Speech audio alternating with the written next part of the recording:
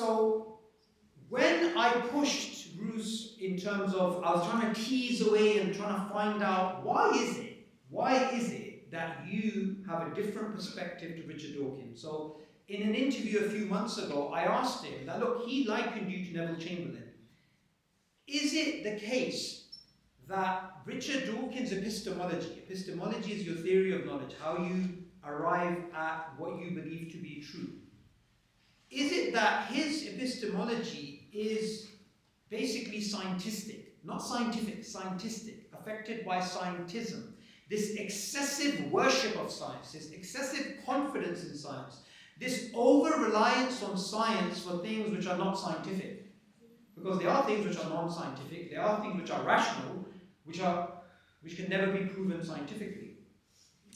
And Bruce agreed. He agreed that that is the core issue.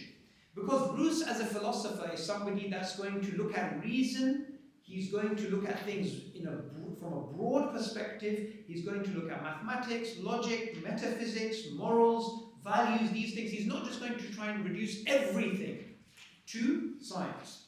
Now, one of the telling statements that Richard Dawkins has stated, which gives away his scientific way of thinking, not scientific, scientific way of thinking, is this statement in which he says, the existence of God is a scientific hypothesis like any other.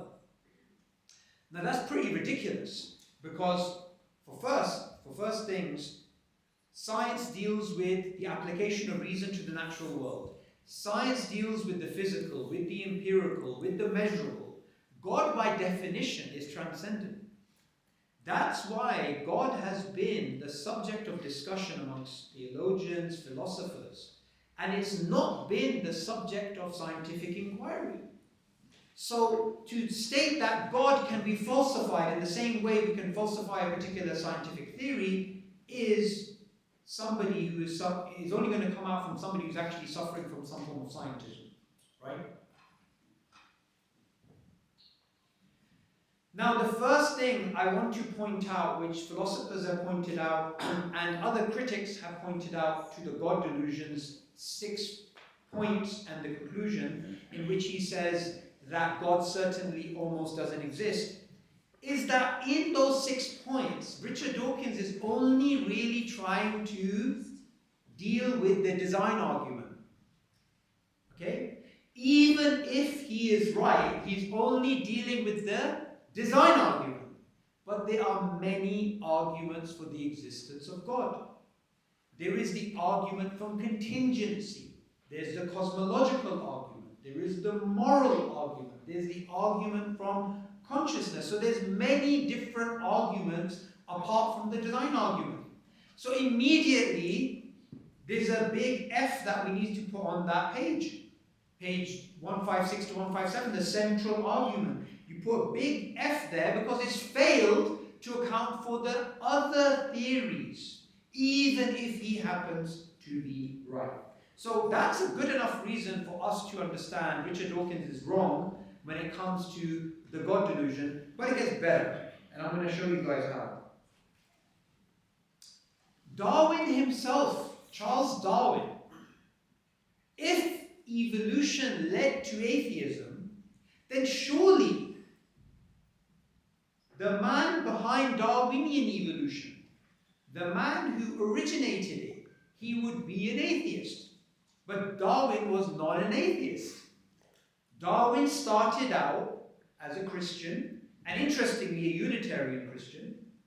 Afterwards he became like a Church of England type of Christian, then he left Christianity and he became a deist. A deist is somebody who believes in God, but they don't believe in religion. They don't believe in prophets. They don't believe in anything like that. All they believe is there's a God, and that's it. The God doesn't do miracles. The God doesn't resurrect us. The God created the world and left it to run. That's what deism is.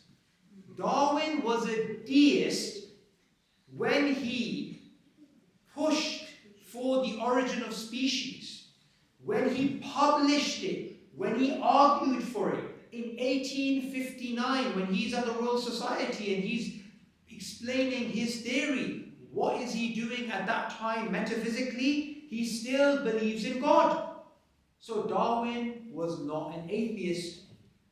And interestingly, he became an agnostic near the end of his life because of the problem of evil. Yet, he stated, again near the end of his life, in my most extreme fluctuations, I have never been an atheist in the sense of denying the existence of God. So, if Charles Darwin was reading the God Delusion, he would say to Dawkins, you have misunderstood the theory of evolution.